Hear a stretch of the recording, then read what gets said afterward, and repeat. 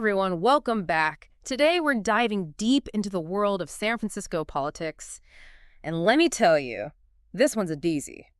Oh, I bet. We're talking Willie Brown. A name everyone knows. Exactly. And to really get a grasp on this guy, we're turning to a video. Darryl Rogers and Willie Brown.mp4. It features a man named Darryl Rogers who, well, doesn't hold back.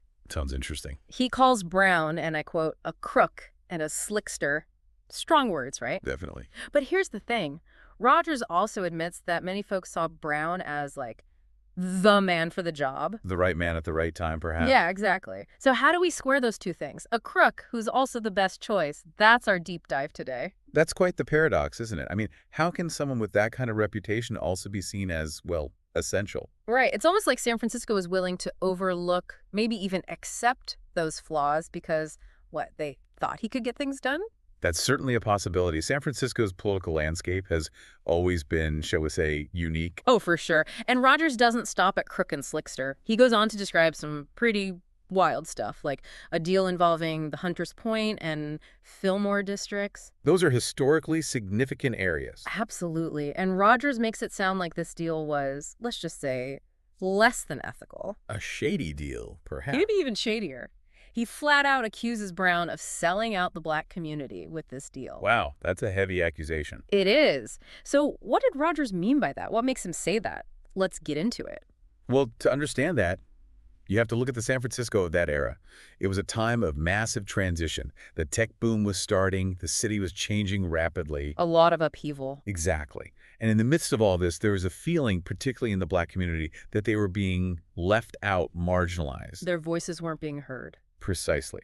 Rogers suggests that Brown recognized this, saw an opportunity. To capitalize on their frustration. In a way, yes. He spoke to their concerns, made them feel seen. So he was a charismatic leader? Oh, without a doubt. He had this ability to connect with people, to offer hope where there was despair. He promised progress, a better future. And people believed him. They did. But according to Rogers, the reality didn't quite match the rhetoric. Brown's actions, he argues, often contradicted his words. So that's where the selling out comes in. Rogers feels like Brown prioritized other things over the community's needs. Exactly.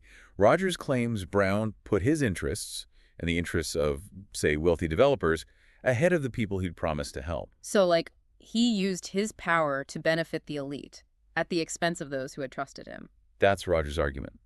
And this Hunters Point and Fillmore deal becomes a central piece of evidence. Okay, tell me more about that deal. What actually happened? Well, Rogers describes it as a sort of backroom agreement. He suggests that Brown, along with some wealthy developers and investors, struck this deal that essentially reshaped those neighborhoods. Reshaped how? Rogers paints a picture of gentrification. He says longtime residents, many of whom were black, were displaced, pushed out. So they lost their homes? In many cases, yes. Rogers argues that Brown steamrolled the community, excluded them from the decision-making process. And profited from it. That's the implication. And it's interesting because Rogers even quotes some of Brown's speeches from that time. What did Brown say? Things like, we're going to make Hunters Point and Fillmore strong, vital parts of our community. Promises of investment, revitalization. But Rogers claims those were empty promises. Exactly. He wants us to see the disconnect between Brown's eloquent words and the harsh reality on the ground for many residents. So it's a story of broken trust, of a community feeling betrayed by the leader they had believed in. That's a big part of it. And it's important to acknowledge that we're only hearing one side of the story here.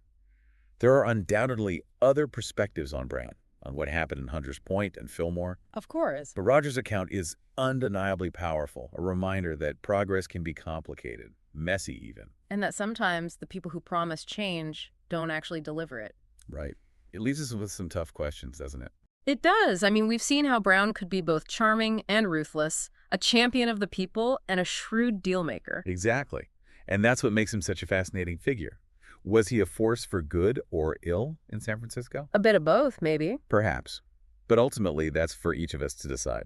Well, this deep dive has certainly given us a lot to think about. Willie Brown, a man of contradictions, a complicated legacy. And a reminder that history is rarely simple. Thanks to everyone for joining us on this exploration of Willie Brown. It's been, well, enlightening, to say the least. Indeed it has. Until next time, keep questioning, keep exploring. And keep an eye on those in power. Wise words. See you all soon. Take care. Bye.